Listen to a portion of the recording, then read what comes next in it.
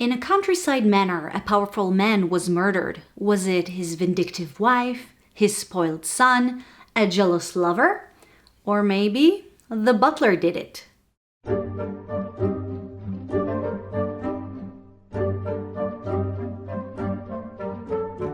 Hey bookworms, welcome back to my channel. On September the 15th, we celebrate the birthday of the Queen of Crime, Dame Agatha Christie.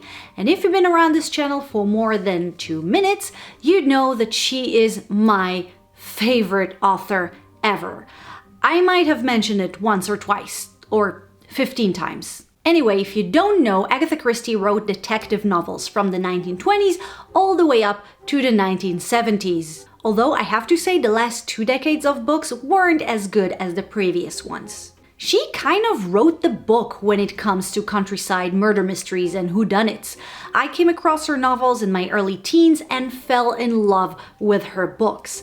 I always loved riddles and one-room mysteries, where the entire plot happens in one confined space and you only have a few characters and one of them is the killer. In addition, I don't know how she did that, but the way she constructed her mysteries was absolutely brilliant. You will get all the information that the detective characters will have, and you will try to solve it with them, but the solution is never obvious, but also never far-fetched. Okay, maybe a little bit far-fetched in her later books, but we're just going to ignore anything that came out after 1963. So, to commemorate Dame Christie's 134th birthday, I decided to share with you my favorite novels by her. Now, do note that she wrote about 60 plus novels, not including short stories collections, so obviously I didn't read all of them.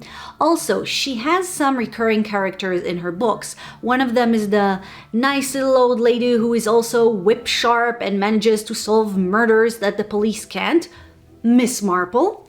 I don't like her books, so I won't include them here. I just don't read them. Her other recurring character is pompous yet romantic Belgian detective Hercule Poirot.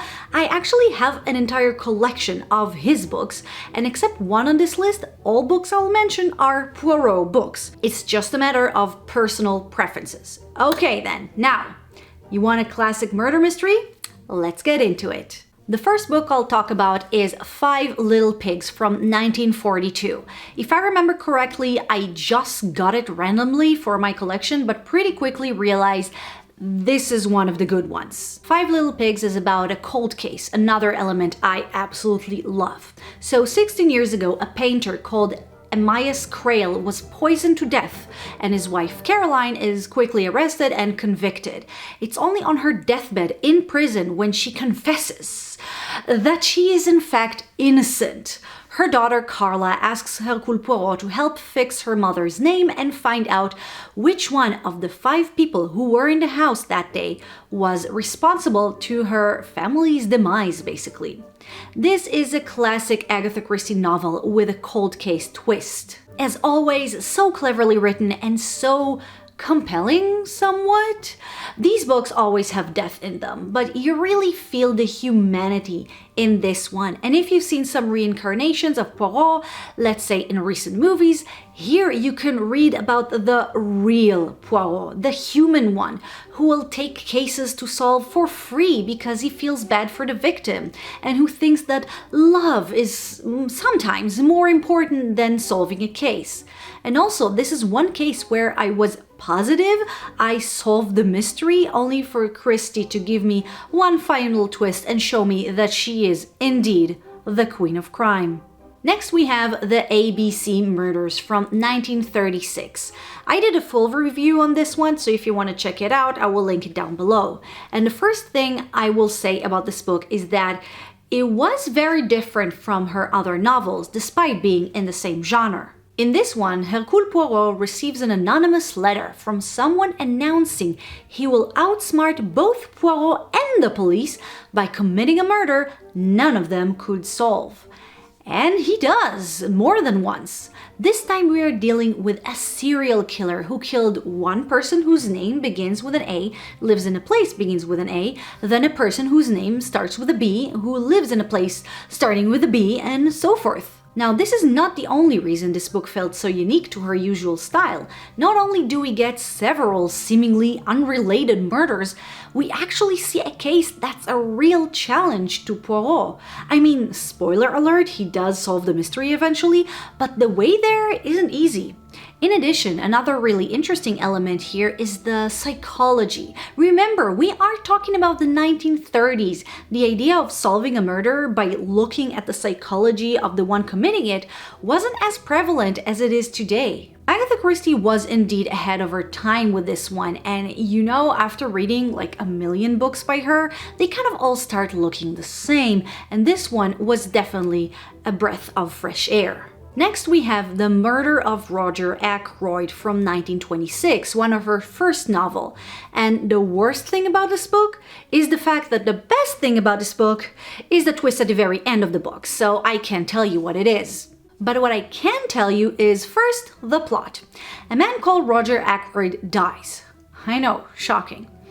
Before his death, Mr. Ackroyd confides in his neighbor, Dr. Shepherd, that his late fiancée, Mrs. Ferrars, killed her husband in order to be with him, Mr. Ackroyd.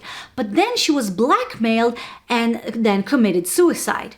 A short time after this confession, Mr. Ackroyd himself dies and Dr. Shepherd joined this semi-retired Poirot in order to solve this strange mystery. One of the things I like most about this mystery is its impossibility.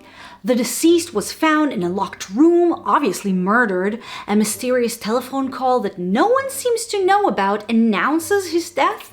The window of opportunity to commit this murder was incredibly small. So if you want to read a classic small-town murder that really reminds me of one of those murder mystery dinner parties, which, by the way, I write and play with my friends, just a classic of this genre with a really cool twist, I really recommend The Murder of Roger Ackroyd. Okay, so one of my lights just decided to die and I couldn't fix it, so let's just deal with a change of lighting. Okay guys, now we're getting into my two very favorite Agatha Christie books and also two of my favorite books ever written. The first one I'll talk about is the only book on this list, and as far as I know, one of Christie's only books that does not have a detective character. You've heard me talking about this book before, and this is And Then They Were None from 1939. This was the first Agatha Christie book I've ever read, and I read it so many times since. In this novel, we have 10 people who are invited to an event in a mansion on a tiny island, only to realize when they arrive that first, they were lied to in order to bring them there, and second, they can't leave. And then, one after the other, they start dying. And if this plotline sounds familiar, you either heard me talking about this book before or you've probably read or seen one of the many variations of this plotline in other books, movies, and other works. This book is brilliant, so suspenseful, and I would even categorize it as horror. Think about it. You're stuck in a small confined space with a bunch of strangers, people are dropping dead all around you, and it seems like one of your new roommates might be the one responsible for it. Until, of course, they die as well. This is paranoid horror in its best, even though some aspects of it didn't age well, especially when it comes to women and how they are seen by men. But this book was written more than 80 years ago. I think we can look past that. So if you want a classic thriller on the verge of being horror, or you want to read something Christie but a little different, or you've seen movies like Mindhunters, Bodies, Bodies, Bodies, or Identity, which, by the way, I love, and you want to read what inspired them, then I really recommend And Then There Were None.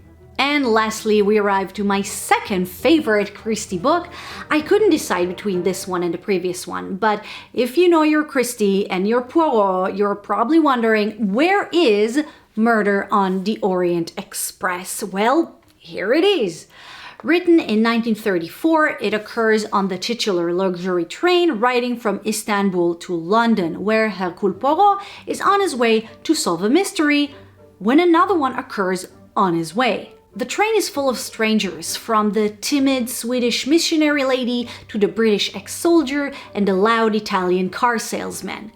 But then, one night as the train rides through woods and snow, one of the passengers, a brooding American businessman, is murdered in his bed. Luckily, there are both a doctor and a detective on board, and said detective, Poirot, of course, is in for a challenge. How can one man have been murdered in a small cabin behind a locked door? Could anyone from this train, people from all over the world, have known him and planned it in advance? Who would stab one man 12 times with such distinct differences between blows? And what is the connection of this murder and the murder of a little girl many years prior? Guys, this book is one of the best detective books ever written. It has all the hallmarks of not only a great Agatha Christie novel, but a great mystery generally. A puzzling murder, a compelling backstory, interesting characters, a smart, observant detective, millions of motives and secrets, and a twist so great the only way you saw it coming is because later it was used so many times by other writers. This book gives me goosebumps, and even it has a great movie adaptation from 1974 with many actors that are unfortunately no longer with us. And if you want to watch a movie adaptation, please watch that one and not the one from 2017. But more than anything, I recommend reading this fantastic piece of murder mystery literature. And Bookworms, those were my favorite Agatha Christie novels. And now I want to know if you are a whodunit fan or an Agatha Christie fan, and what are your favorite books? Or are you less into the confined spaces, countryside, manor mysteries, and more into the crazy psychology of Sherlock Holmes's novels? You let me know. Anyway guys, thank you for watching my video. I hope you liked it, and if you did, don't forget to like this video, subscribe to my channel for more bookish videos. I also put some links to other videos you might like in the description box, so check them out. Anyway guys, thanks again for watching, and I'll see you next time. Bye bye.